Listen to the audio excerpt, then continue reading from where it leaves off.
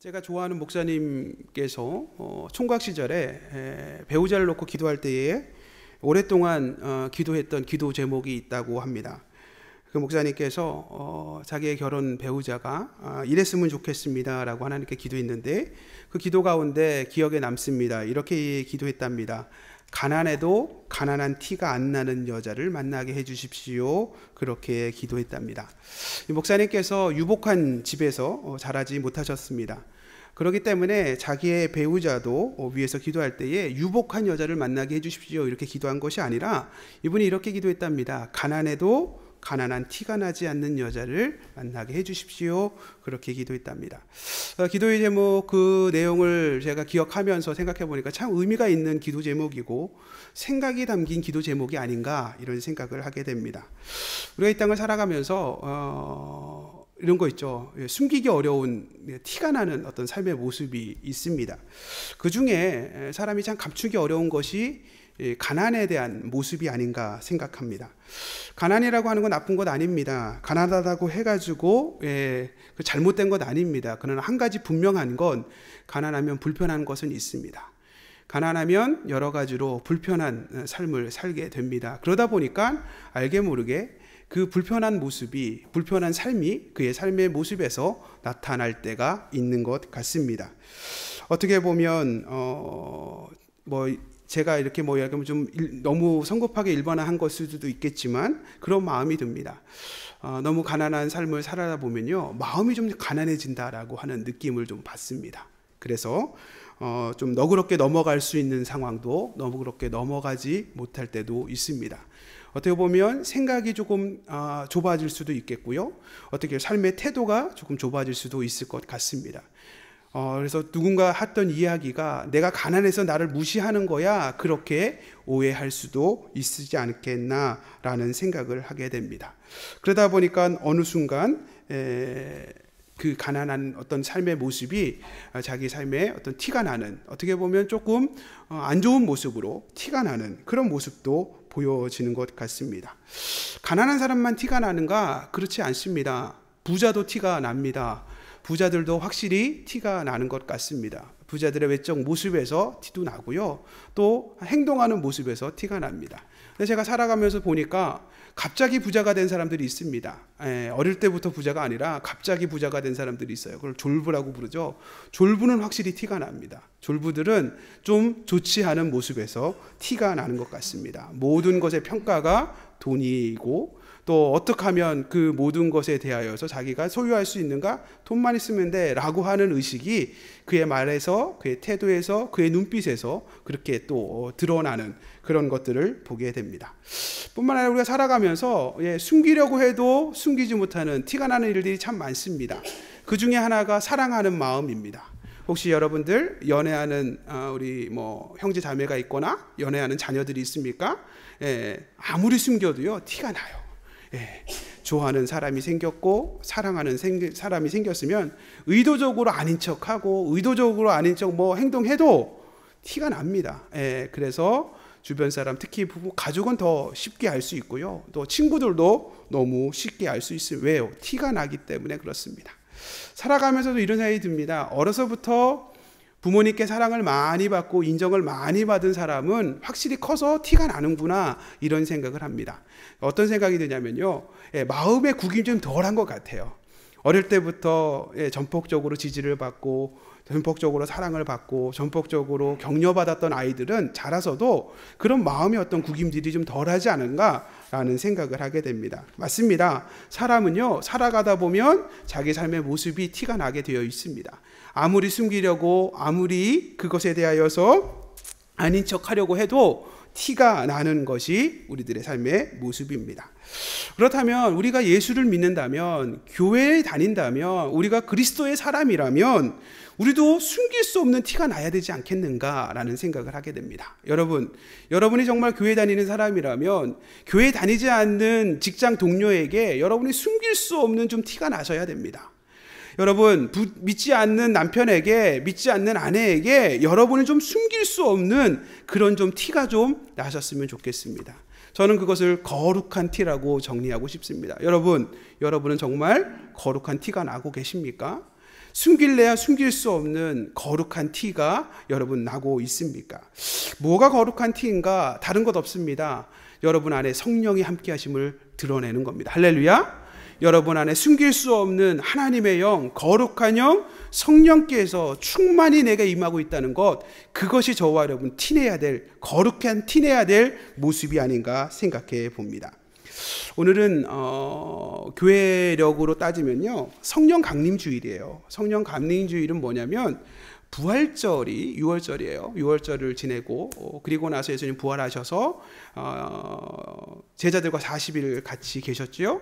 그리고 나서 제자들에게 승천하시면서 뭐라고 말씀하셨냐면 너희들이 예루살렘 떠나지 말고 기도해라. 하늘로부터 약속된 영을, 성령을 부어주시겠다. 그리고 그들이 기도를 했을 때 오순절이 되어서 성령이 임하였습니다. 그게 오늘 읽은 사도행전 2장의 스토리예요. 그럼 오순절이 뭐냐? 50일이에요. 50일. 6월절 이후에 50일. 그래서 부활절 이후에 7주가 지나서 77에 49죠. 7일, 일주일이 7일이니까. 그래서 7주가 지나면 49일이 되니까. 그래서 오순절. 그래서 성령 강림이, 이 사도행전 2장에 있는 성령 강림이 부활절 이후에 7주 후의 주일을 성령 강림 주일이라고 그렇게 이야기합니다. 그런 면에서 오늘이 사실은 이제 성령 강림 주일이에요. 그래서 교회 이렇게 좀 이렇게 하시는 그런 분들이 한 뉴스 한번 보셨던 기억이 있을 겁니다.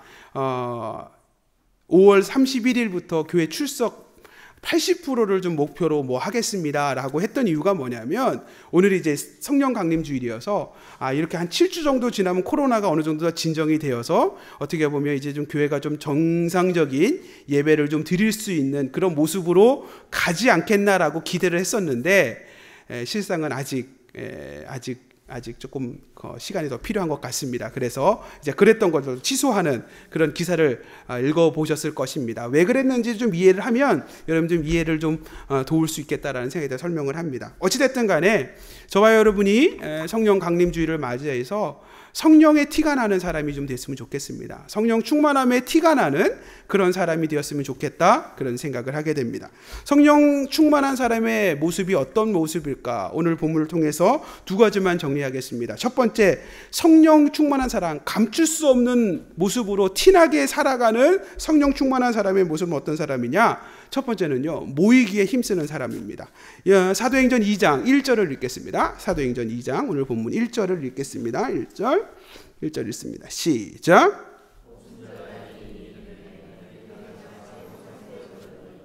거기에 보면 이렇게 되어 있습니다. 오순절 날이 임함에 저들이 다 한 곳에 모였다, 그렇게 말씀을 하고 있습니다.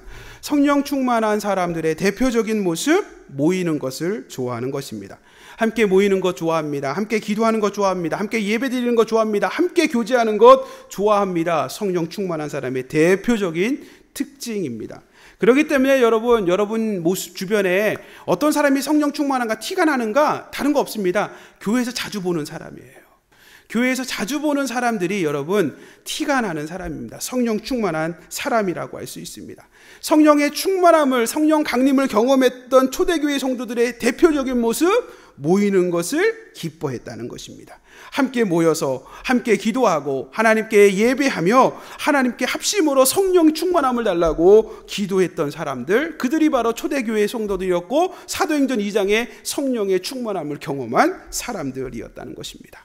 함께 모이는 것이 왜 중요할까? 함께 모이는 뭐 그렇게 특별할까? 생각해 보니까요, 함께 모인다는 건요, 집중한다는 거예요. 집중한다라는 것이 왜 의미가 있습니까? 집중하면요, 역사가 일어나기 때문에 그래요. 여러분, 학생이요, 공부 잘하는 방법이 뭐예요?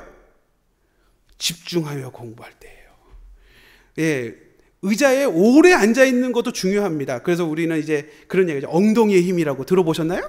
엉덩이 붙이고 오래 앉아 있는 것 의미가 있습니다. 그런데 더 의미가 있으려면 어떻게 하는지 아세요? 엉덩이 붙이고 오래 앉아 있을 뿐 아니라 공부할 때 집중해서 공부하는 겁니다. 집중해서 공부할 때에 성적이 올라가는 겁니다. 성적이 나오는 겁니다. 그렇습니다. 그것이 학생들의 대표적인 공부 잘하는 친구들의 모습입니다.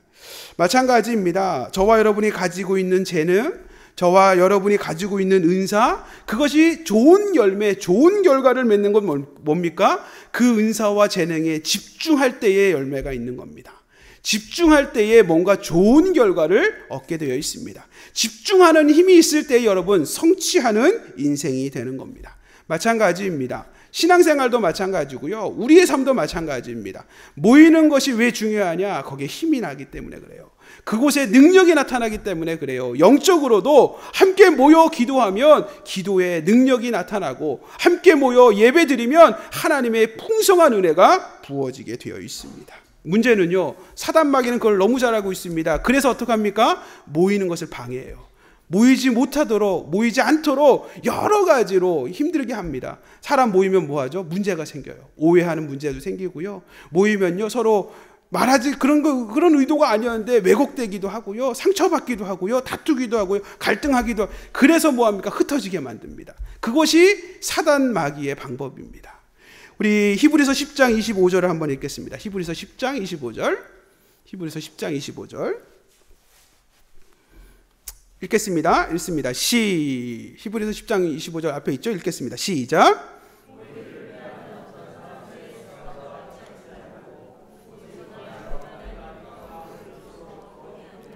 그렇습니다. 모이기를 패하는 어떤 무리들의 습관과 같이 뭐예요? 사단 마귀가 뭐합니까? 모이기를 패하는 일을 하는 거예요. 특별히 마지막 때가 되면 마지막에 말세가 가까우면 가까울수록 모이기가 어려워지는 시대가 될 거다. 이렇게 예언을 했는데요. 제가 마음 가운데 이 말씀을 묵상하면서 야, 이게 진짜 코로나 시대에 너무 와닿는 말씀이다. 이런 생각을 하게 됩니다. 어제 제가 SBS 뉴스를 보니까요, 뉴스에 이런 말입니다. 코로나의 그림자. 코로나의 그림자가 뭐냐면 코로나 시대에 우리가 살아가면서 일상적이었던 삶의 모습이 좀 바뀌었다는 거예요. 그래서 뉴노멀이라 그래요. 새로운 일상, 새로운 기준의 삶이 되어졌는데 그러면서 문득 뭐냐면 그림자가 지어진 부분들이 있다는 거예요. 그러면서 그 뉴스에서 언급된 그림자가 뭐냐? 일회용품 사용이 확 늘어났다는 거예요. 우리가 그동안 환경 보호한다고 해서 일회용품 사용 못하도록 다 이렇게 법적으로 제재하고 해가지고 그래서 어떻게든 일회용품 덜 쓰게끔 하는 것이 전 세계적인 어떤 그런 모습이었는데 코로나 시대가 되면서 일회용 사용용품이 확 늘었다는 거예요. 왜? 풀어줄 수밖에 없는 거예요. 왜? 불안하니까. 예, 불안하기 때문에 일회용 상품 그래서 비닐 장갑 끼고 일회용 장갑 껴야 되고 또 일회용 가지고 커피 테이크아웃 해야 되고 이러면서 어떻게 보면 그동안 우리가 지구의 환경을 위해서 그러면 일회용 상품 줄이겠다 했던 그 모든 것들이 지금 다 뒤로 물러갔다는 거예요. 왜냐하면 그럴 수밖에 없죠. 누가 썼던 거를 쓸 수가 없어요. 누가 썼던 거를 쓸 수가 없다라는 거예요. 그러다 보니까 일회용품 사용이 많아졌다는 거예요. 문득 그런 얘기를 거기에 기록하고 있습니다. 일회용품 사용하면 편리하다는 거예요. 편리하죠. 그런데 편리함의 대가가 전 지구적으로 환경오염이라고 하는 지구온난화라고 하는 정말 큰 재앙이 되기 때문에 우리가 그 편리함을 좀 안 하려고 그렇게 했었는데 문제는 코로나 시대에 이 일회용품 사용이 편리함을 뛰어넘어서 뭐예요? 안전하다는 것이 덧입혀졌다는 거예요. 편리한 것뿐 아니라 안전하기 때문에 어쩔 수 없이 쓰게 되는 그렇게 써도 되는 그런 마음들이 많이 퍼지고 있다. 그래서 코로나의 그림자다 이런 뉴스를 봤습니다. 그거 보면서 제가 문득 생각했습니다. 교회도 사실은 코로나의 그림자가 있지. 대표적인 게 뭔지 아세요? 교회도요 모이면 안 되는 겁니다. 우리가 오늘 1부, 2부 나누게 된 이유가 가운데도요 우리가 좀 더 넓게 앉자라는 거예요. 예. 여러분 가운데 지금 좀 마음이 불편하시지 않도록 넓게 앉아요. 제가 제 기분 같아서 의자에 한 명씩만 앉으라고. 의자에 한 명씩만 앉으라고 하는데 너무 의자가 크잖아요. 그래서 저희가 지난번에 3명까지 이렇게 해봤는데 안 되겠다. 지난번에 우리 했던 것대로 2명으로 제한하고 그 앞에는 한 분이고 2명, 1명, 2명, 1명 이렇게 지금 까맣게 그 표시가 되어 있을 겁니다. 그렇게 해서 우리가 더 늘렸어요. 왜냐하면 수도권이 지금 비상이랍니다. 수도권에서 여러 가지로 보이지 않는 어떤 그런 감염들이 계속 하기 때문에 어디서 감염되는지 누가 잘못했다 이걸 탓할 수가 없어요. 여러분들이 어디서 감염되는지 모르는 감염이 계속 퍼지고 있기 때문에 우리가 할 건 뭐예요? 조심하는 거예요. 우리가 할 수 있는 건 조심하는 겁니다. 이러다 보니까 교회에 코로나의 그림자가 생겼어요. 교회는 모여야 되는데 오늘도 말씀드렸죠. 모이기를 패하는 어떤 무리와 같이 하면 안 되는데 우리는 어쩔 수 없이 지금 모일 수가 없는 상황이 됐어요. 그래서 제가 생각해 봤습니다. 일회용품이 편리하기 때문에, 그런데 어떻게 안전이라고 하기 때문에, 그 안전하기 때문에라고 그것이 덧입혀져서 그것이 일상이 되어버리는, 뉴노멀이 되어버리는 그런 모습은 없는가? 교회 안에 있더라고요. 여러분, 저희가 3월 달에 우리가 온라인 예배 드리지 않았습니까? 3월, 4월 하면서 저희가 이 생활 거리두기 하기 전까지 온라인 예배 많이 드렸습니다. 온라인 예배 드리니까 어떤 일이 벌어졌냐? 많은 분들이요, 처음에 불편하대요. 화면으로 혹은 핸드폰으로 예배드리기 너무 힘들다는 거예요. 그런데 또 한편으로는 뭐예요? 아침에 막 여기 오겠다고 서두르지 않아서 좋다는 거예요. 편리한 부분도 있더라는 거예요. 언제고 집에서 그냥 이렇게 할 수 있으니까 오겠다고 뭐 찍어 바르고 뭐 준비하고 할 필요가 없어요. 그냥 이렇게 가족들하고 같이 잠옷바람으로 할 수 있고, 그것만 해도 다행이에요. 근데 나중에 뭐예요? 나중에 듣지 뭐 이러면서 또 안 하기도 하고 막 이런 편리함이라고 하는 부분들이 익숙해지는 거예요. 그런데다 덩달아 코로나 시대에는 당연히 이렇게 하는 거지. 이거 안 하는 교회가 더 이상한 교회지. 그러면서 이게 상식이 되어 버렸어요. 온라인 예배하고 서로 만나지 않고 비대면으로 하고 이런 것들이 상식이고 이것이 맞는 것처럼 사람들이 인식되어져 가고 있어요.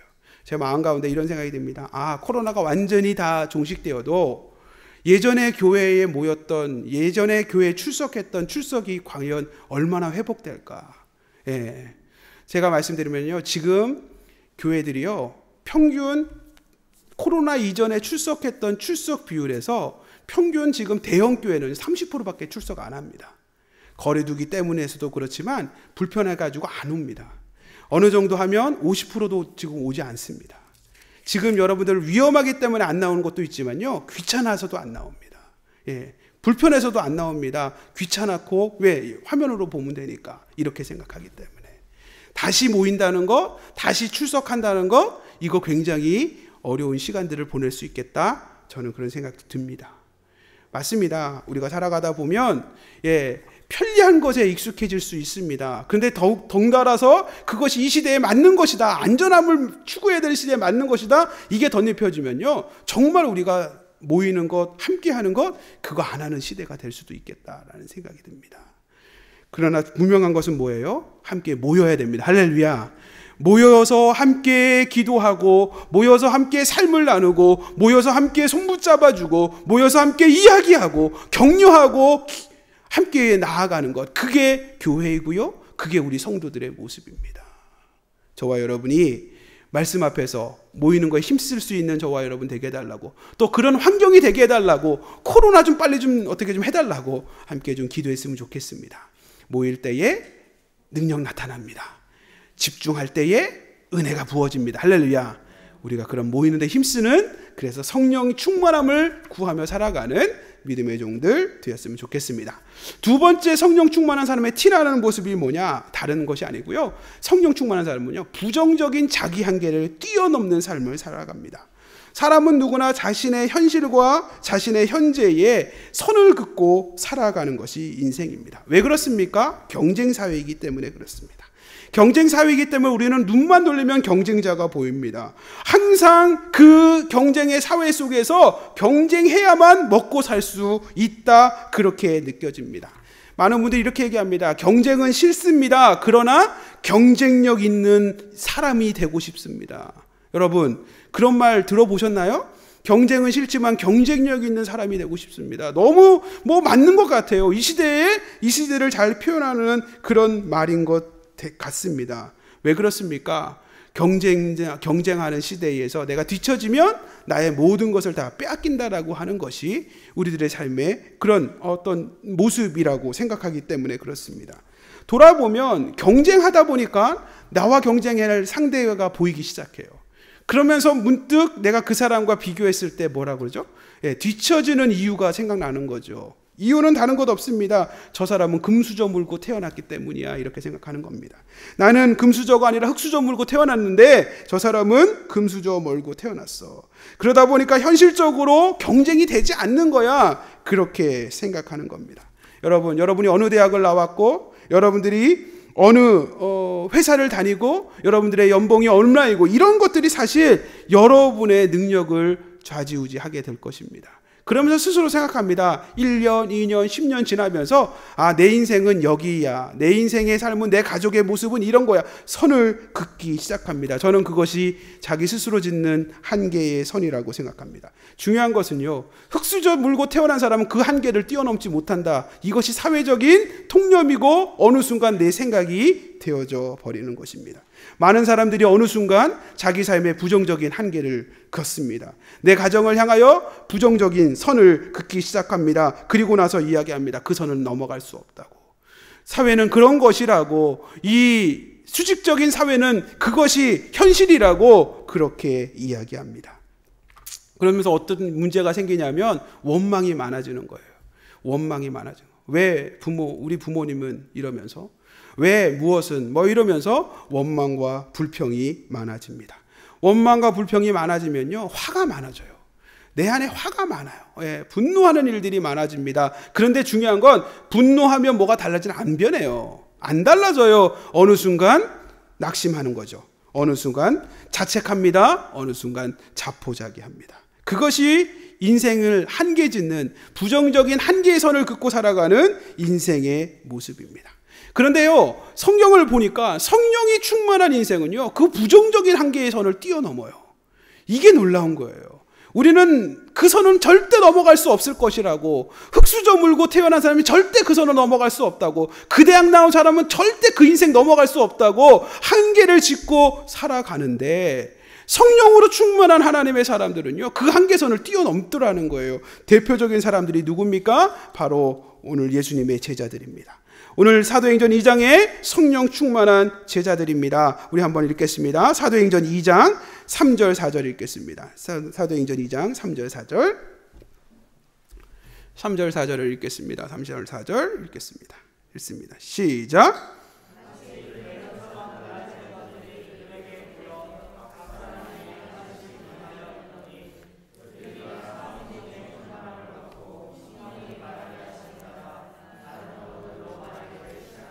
그렇습니다. 저들에게 성령이 임하는데 불의 혀처럼 임하더라는 거예요. 특징적인 모습 하나가 뭐냐? 저들이 다른 나라 언어를 말하기 시작했다는 거예요. 그게 성경에서 나오는 방언입니다. 방언이 지금 저들이 쏟아지기 시작하는 거예요. 그런데 우리가 생각할 때, 우리가 교회 생활하면서 방언은 두 가지입니다. 천국 방언이 있어요. 자기도 무슨 말인지 몰라요. 랄랄랄랄 하다 보면, 예전에는 우리 기도원 가면요, 방언 가르쳐 준다고 해서 할렐루야 할렐루야 할렐루야 계속 하라 그래요. 빨리 할렐루야 할렐루야 하다 보면 방언이 생기는 거예요. 이런 거 있었어요. 랄랄랄라 시키면 계속 하다 보면 방언이 뭐냐면, 본인도 무슨 말인지 모르고요, 남도 무슨 말인지 몰라요. 그게 방언이라고 해요. 그렇게 기도하는 부분들이 있어요. 그 부분의 장점은 뭐냐? 오래 기도하는 데 도움이 됩니다. 오래 기도하는 데 도움이 되고요, 자기도 모르는 데 가운데 하나님 앞에 기도하는 모습이 있다고 생각해요. 근데 문제는 그것이 방언하는 사람과 못하는 사람은 그 신앙의 계급을 나누면 문제가 되는 거예요. 신앙이 더 좋은 것이다, 나쁘다, 이건 은사의 문제지 신앙의 문제 아닙니다. 또 한편으로는 오늘 성경에 나오는 방언은 뭐냐? 외국어를 말하는 거예요. 그리고 예수님의 제자들이 성령 충만하여서, 성령 충만한 저들이 했던 말은 뭐냐? 외국어였어요. 천국 방언이 랄랄랄라가 아니라 외국어를 했다는 거예요. 영어를 하고 일어를 하고 이태리어하고 외국어로 저들이 갑자기 기도를 하기 시작하더라는 거예요. 저들이 그래서 어떻게 합니까? 저들이 어떤 일이 벌어집니까? 외국어로 일하는 것을 보니까 다른 언어로 얘기하잖아요. 그래서 그 모습을 보고 함께 있던 다른 유대인들이 깜짝 놀래요. 우리 사도행전 2장 7절 8절 읽겠습니다. 사도행전 2장 7절 8절 7절 8절 읽겠습니다. 7절 8절 사도행전 2장 7절 8절 읽겠습니다. 읽습니다. 시작.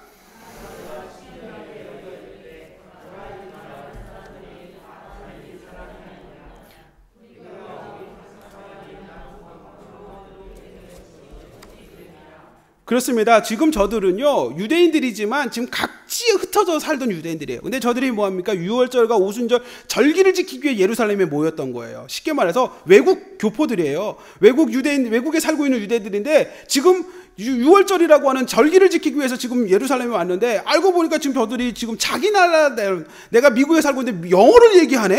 내가 일본에 살다가 지금 왔더니 일본어 하고 있네. 지금 깜짝 놀라서 신기해서 지금 얘기하고 있더라는 거예요. 생각해 보십시오. 저들이 뭐라고 합니까? 저들은 갈릴 사람이 아니냐. 갈릴이라고 하는 곳에 어부, 고기 잡던 어부 아니냐? 저들이 뭐 쉽게 말해서 저들은 가난한 사람들 아니냐? 저들은 지금 못 배운 사람들 아니냐? 저들은 무식한 사람들 아니냐? 그런데 어떻게 우리가 난 곳에 말을 할 수 있는가? 라고 신기해하더라는 겁니다. 그렇습니다. 지금 저들의 삶은요, 가난한 갈릴리 출신입니다. 저들은 평생 고기나 잡아야 되는 그런 사람입니다. 배운 것도 별로 없습니다. 무식한 사람들입니다. 그런데 놀라운 건 성령이 충만해지니까요. 저들이 뭐예요? 그들이 가지고 있는 부정적인 현실이라고 그 한계를 뛰어넘는 모습으로, 외국도 한 번 안 가봤는데, 어학연수도 한 번 안 가봤는데, 제대로 공부도 못 해봤는데 저들이 뭐예요? 외국어를 말한다? 이러면서 지금 다 신기해하고 있다는 거예요. 무슨 말입니까? 저와 여러분은요, 정말 이 세상에서의 기준으로 보면 한계가 있습니다. 여러분 그 학교, 그 대학 나왔으면요, 여러분 삶은 거기까지기예요. 여러분이 그 남자 만나서 결혼했어요? 여러분의 가정은 그 선이에요. 못 넘어간다는 거예요. 못 건너간다는 거예요. 그게 인생이고요. 그게 세상이라고 얘기해요. 그런데 놀라운 건 성령 충만한 사람은요, 그 성을 뛰어넘어요. 이 무식한 갈릴리 사람들이, 이 무식한 어부들이, 아무것도 배운 것도 없는 사람들이 외국어 말하는 거 다 깜짝 놀래요. 신기해 여기는 거예요. 어떻게 이럴 수 있는가? 고린도전서에 보게 되면 사도 바울이 고린도 교회의 성도들, 하나님께서 이 사람들을 어떻게 불러오셨는가, 하나님이 고린도 교회의 구성원들을 어떻게 모으셨는가, 어떤 사람들이 모였는가, 이런 표현을 하고 있습니다. 고린도전서 1장 26절 27절 읽겠습니다. 고린도전서 1장 26절 27절 읽겠습니다. 고린도전서 1장 26절 27절 읽겠습니다. 읽습니다. 시작.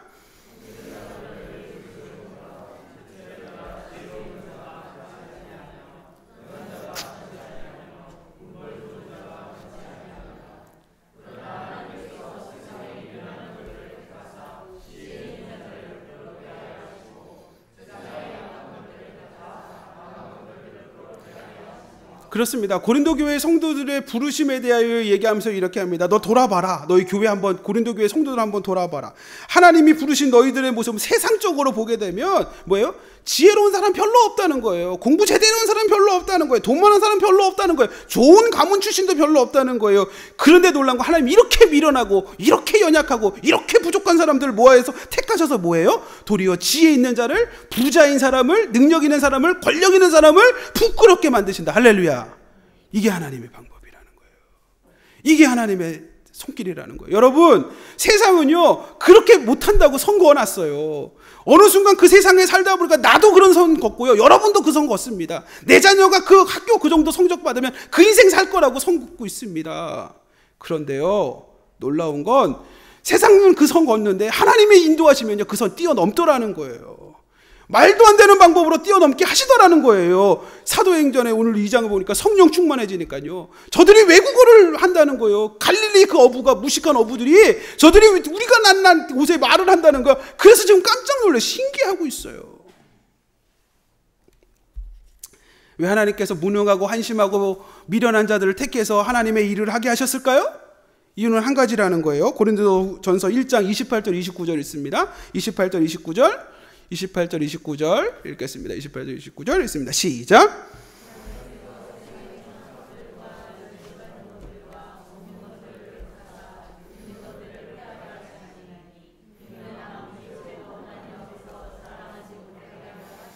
하나님께서 세상적으로 보면 인생의 부정적인 한계 안에 다 갇혀있는 그런 사람들, 가난한 사람, 천한 사람, 멸시받는 사람, 무식한 사람, 부족한 사람, 연약한 사람, 세상 기준에서는 정말 별거 없는 사람들, 이런 사람들을 택해서 부르셔서 뭐 한다고요? 하나님이 일하게 하셨다는 거예요. 하나님의 성령 충만함으로 저들이 변화된 삶을 살게 하셨다요. 이유는 한 가지입니다. 하나님 앞에서 자랑하지 못하게 하기 위하여. 무슨 말이에요? 많이 가진 사람은요, 뭐가 잘 되면요, 자기가 그렇게 한 거예요. 예, 많이 배운 사람은요, 뭐가 잘 되잖아요. 내가 공부 많이 했기 때문에, 저 명문대학 나왔기 때문에 내가 이렇게 됐다고 생각한다는 거예요. 그런데 한계가 있다는 걸 아는 인생은요, 내가 잘 되잖아요. 하나님이 하셔서 이렇게 생각하는 거예요. 하나님은 그게 기쁘신 거예요. 그게 기쁘신 거예요. 세상에서 제일 똑똑한, 제일 좋은 대학 출신들만 예수 믿지 않게 하는 이유가 여기에 있는 거예요. 저와 여러분이 서울대 안 나왔어도 하나님께서 우리에게 은혜를 주신 이유가 여기에 있는 거예요. 똑똑하고 많이 가지고 잘나고 금수저 물고 태어난 인생은요, 잘돼도요 하나님께 영광 돌리기보다 내가 그러니까 스스로 교만해질 수 있어요. 그러나 여러분을 돌아보십시오. 여러분의 배움을 생각해보고 여러분의 가정의 형편을 여러분 어렸을 때의 모습을 생각해 보십시오. 제가 얘기했죠, 어려서부터 그렇게 사랑과 그렇게 격려와 그렇게 지지받고 자랐어요? 아닐걸요? 예, 뭐 온갖 욕 당하면 이 벼락 맞을로 뭐 이런 소리 들으면서 온갖 뭐 나가 뒤질로 막 그런 소리. 근데 놀랍게 우리가 그렇게 안 됐어요. 그건 뭐예요? 은혜예요. 예, 마음에 구김이 없어요. 은혜예요. 본래는 그렇게 자랐으면요, 지금 교도소 가 있어야 돼요. 여러분, 사실은 어릴 때 그런 모습으로 자랐으면요, 교도소 가서 막 이래야 되는데 구김 없이 저기 있는 거 은혜 아닙니까? 은혜 아닙니까? 하나님께서 뭐예요? 그렇게 한 자에게 하나님께서 하시는 거예요. 스스로 하나님 앞에 교만하지 않고 겸손히 하나님 앞에 설 수 있도록. 여러분 기억하십시오. 하나님 앞에 있으면 내가 많이 배우지 못한 것, 많이 가지지 못한 것, 그것이 큰 흠이 되지 않습니다. 때로는 불편함은 있을 겁니다. 그러나 여러분의 믿음을, 여러분의 인생을 좌우하는 큰 흠은 절대 되지 못합니다. 할렐루야. 성령이 충만해지자 많은 사람들이 예수님의 제자들에 대해서 이렇게 평가합니다. 사도행전 4장 13절 읽겠습니다. 사도행전 4장 13절. 사도행전 4장 13절 읽겠습니다. 시작.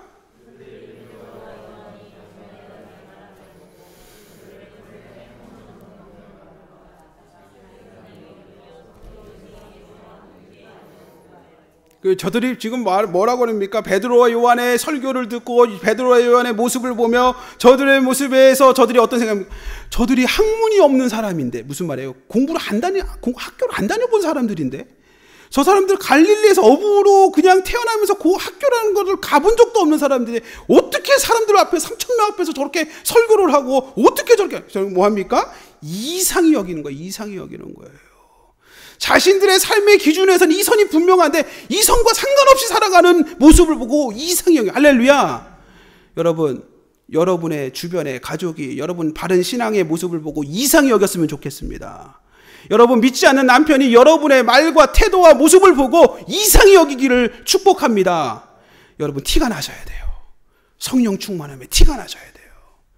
이런 상황에서도 평안할 수 있는, 이 낙심의 상황에서도 소망하는, 이 절망의 상황에서도 소망을 갖고 다시 일어서는 이상한 모습이 저와 여러분에게 있었으면 좋겠습니다. 여러분, 주님께서 말씀하십니다. 부족하냐? 내가 넉넉하게 채워준다. 할렐루야. 성령 충만한 자에게 주께서 약속하셨습니다. 마음이 부족하고 경제적인 상황이 부족하고 여러 가지 부족하냐? 하늘로부터 부어지는 능력이 채워질 줄로 믿습니다. 하나님께서 부어주시고 채워주시면 세상 사람들이 깜짝 놀라는 겁니다. 이상히 여기는 겁니다. 아니, 저 정도의 환경에서 저 정도의 배경을 가진 사람이, 저 정도의 흙수저가 저런 삶을 살아? 이상히 여기는 특별한 인생이 될 줄로 믿습니다. 여러분 능력 이상의 삶을 사시길 축복합니다. 많은 사람들은요, 능력껏 살아도 잘 살았다고 얘기해요. 그런데 어떤 사람은요, 능력껏 살지도 못합니다. 가진 것도 많고 배운 것도 많은데 능력이 그만큼인데 능력을 발견하지도 못하고 제대로 개발하지 못해서요, 그렇게 살아가는 모습이 있어요. 여러분 자녀들 가운데도 그런 자녀들 있잖아요. 여러분이 봤을 때 천재인데, 그죠? 예, 아인슈타인보다 더 머리가 좋은 것 같은데 애가 그 좋은 머리를 이상한 데 써가지고 지금 자기 그 능력을 못 발휘하는 것처럼 느껴져요. 근데 우리가 살면요, 능력껏만 살아도 장땡입니다. 그런데요, 하나님께서 성령 충만한 삶에 그 능력 이상의 삶을 살게 한답니다. 저와 여러분이 그 능력 이상의 삶을 살게 하시는 하나님의 은혜를 붙들고 살아가는 믿음의 종들 되었으면 좋겠습니다. 말씀 맺겠습니다. 사람마다 숨기려고 해도 숨기지 못하는 티가 납니다. 가난한 사람은 가난한 티가 납니다. 생활의 모습이 아니라 마음이 가난한 티가 납니다. 부정적으로. 어떤 사람은 졸부로, 부자입니까? 졸부의 그전은 정말 어떻게 보면 싸구려 졸부의 어떤 마음의 티가 날 수도 있습니다. 여러분, 어떤 티 내며 사시겠습니까? 제가 말씀드립니다. 저와 여러분 거룩한 티가 났으면 좋겠습니다. 숨길 수 없는 거룩한 티, 믿음의 티, 성령 충만함의 티가 저와 여러분의 삶을 새롭게 하는 믿음의 종들 되시길 축복합니다. 성령 강림주의를 맞이해서 하나님, 제가 거룩한 티를 내며 한 주간 살겠습니다. 가정에서, 직장에서, 만나는 사람들 앞에서 거룩한 티내는 인생 되게 하여 주옵소서. 기도하는 믿음의 종들 되셨으면 좋겠습니다. 우리 찬양하겠습니다. 찬양할 때에 우리 마지막 날에 함께 찬양합니다.